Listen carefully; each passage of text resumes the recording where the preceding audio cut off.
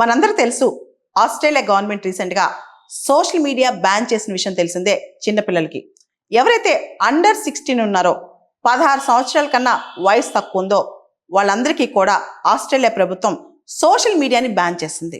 అదే అడుగుల్లో ఇప్పుడు ఫ్రాన్స్ నడుస్తోంది. ఫ్రెంచ్ ప్రభుత్వం కూడా రీసెంట్గా ఆల్మోస్ట్ అన్ని పొలిటికల్ పార్టీస్ ఒక దాటి మీదకి వచ్చాయి. అండర్ 15 సంవత్సరాల కన్నా వయసు తక్కువ ఉన్న వాళ్ళకి సోషల్ మీడియా బ్యాన్ అయితే ఎడ్యుకేషనల్ ప్లాట్ఫామ్స్ కావచ్చు, కొన్ని యూస్ఫుల్ ప్లాట్ఫామ్స్ని మినహాయించారనమాట.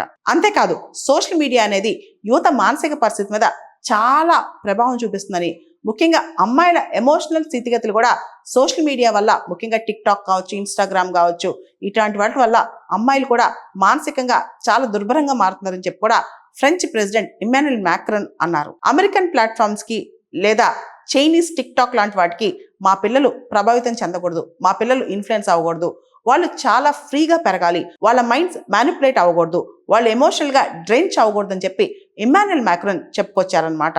మనకు తెలుసు సోషల్ మీడియా అనేది పిల్లలు అతుక్కుపోతున్నారు, స్క్రీన్ టైం విపరీతంగా పెరిగిపోతుంది. సోషల్ మీడియాలో కూడా రకరకాల ప్లాట్ఫామ్స్ పిల్లల మైండ్స్ని డైవర్ట్ చేస్తున్నాయి. ముఖ్యంగా ఫోకస్ తగ్గిపోతుంది, చదువు పోతుంది. అంతేకాదు సోషల్ మీడియా అడిక్షన్ స్టార్ట్ అయిపోయాయి, పీర్ కంపారిజన్స్ పెరిగిపోయాయి. దాంతోపాటు పిల్లలందరూ కూడా ఎక్కువ మంది నైట్ టైం స్క్రీన్ టైం చూడటం వల్ల డే మొత్తం టైం వేస్ట్ చేసుకుంటున్నారనమాట. కళ్ళు పాడైపోతున్నాయి, ఒళ్ళు పాడైపోతుంది, మైండ్ పాడైపోతుంది సోషల్ మీడియా వల్ల.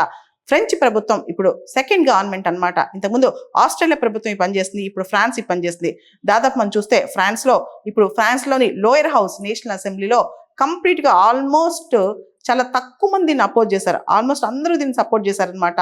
అండర్ 15 వాళ్ళకి సోషల్ మీడియా బ్యాన్ అనే విషయంలో ఫ్రాన్స్ లో చాలా వరకు సపోర్ట్ దొరుకుతుంది అన్ని పొలిటికల్ పార్టీస్ నుంచి. అంతేకాదు ఈ సోషల్ మీడియా బ్యాన్ అనేది ఫ్రాన్స్ లో ఒక మేజర్ స్టెప్ అని చెప్పి ప్రత్యేకంగా చెప్పుకొచ్చారు ఫ్రెంచ్ ప్రెసిడెంట్ ఇమ్మాన్యుయల్ మ్యాక్రాన్. ఇక్కడ మనం గమనిస్తే ఫ్రాన్స్ లో హై స్కూల్స్ లో మొబైల్ ఫోన్స్ కూడా బ్యాన్ చేస్తారంట. భారతదేశంలో కూడా స్కూల్స్, ముఖ్యంగా ఇంటర్మీడియట్ కాలేజెస్ కానీ స్కూల్స్ కానీ అట్లాంటి ప్రాంతాల్లో కూడా మొబైల్ ఫోన్స్ ఎక్కడైతే చదువుకుంటారో ఆ టైంలో మొబైల్ ఫోన్స్ తక్కువగా వాడితే మంచిదని చెప్పి కూడా అందరూ అభిప్రాయపడుతున్నారు అనమాట.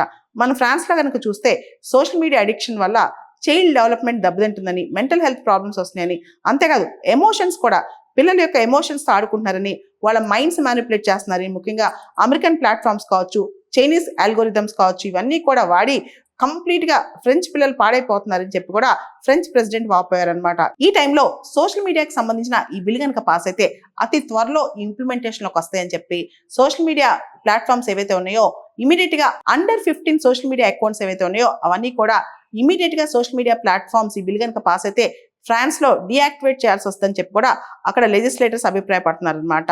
ఇప్పుడు మనం గమనిస్తే ఫ్రాన్స్ తో పాటు అనేక యూరోప్ దేశాలు టిక్ టాక్, ఇన్స్టాగ్రామ్, స్నాప్చాట్ ఈ విషయాల్లో చాలా యూరోప్ దేశాలు ఫ్రాన్స్ తో పాటు చాలా కోపంగా ఉన్నాయన్నమాట.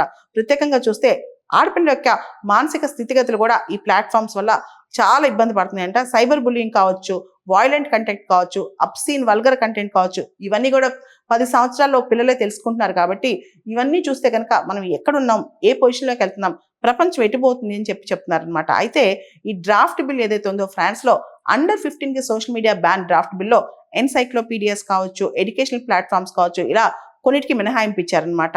అయితే ఇక్కడ పెద్ద ప్రశ్న తలెత్తోంది. ఆ ప్రశ్న ఏంటంటే చాలా మంది ఈ సోషల్ మీడియా ప్లాట్ఫామ్స్ లో జాయిన్ అయ్యేటప్పుడు వాళ్ళ ఏజ్ ని తప్పుగా చూపిస్తారనమాట. దానికి అథెంటికేషన్ ఏంటి? ఆ పిల్లలు పేరెంట్స్ అప్రూవల్ తో జాయిన్ అవుతున్నారా లేదా పేరెంట్స్ అకౌంట్స్ నుంచి పిల్లలు యాక్సెస్ చేస్తున్నారేమో, ఇలా రకరకాలు ఉన్నాయి అనమాట. దాంతోపాటు ఫ్రాన్స్ కానీ ఆస్ట్రేలియా కానీ అసలు అండర్ 15 కానీ అండర్ 16 పిల్లలకు సంబంధించి వాళ్ళ ఏజ్ని ఎలా నిర్ధారిస్తారు అంటే సోషల్ మీడియా వాళ్ళు తప్పు డేటా ఇచ్చినప్పుడు దాన్ని ఏ విధంగా క్రాస్ చెక్ చేస్తారు, ఇలాంటివన్నీ కూడా ఆలోచిస్తున్నారనమాట. ఇండియా లాంటి దేశంలో కూడా సోషల్ మీడియా ప్రభావం వల్ల ఎక్కువగా, అంటే సోషల్ మీడియా ఖచ్చితంగా అవసరమే, కానీ సోషల్ మీడియాలో ఉన్న నెగిటివిటీస్ పిల్లలు చాలా ఫాస్ట్గా అట్రాక్ట్ అవుతున్నారు అనమాట. దాంతో చాలా మంది ఎగ్జామ్స్ ఫెయిల్ అవుతున్నారు, చాలా మంది వాళ్ళ పర్ఫార్మెన్స్ పోతుంది. అంతేకాదు లైఫ్లో ఫోకస్ మిస్ అవుతుంది.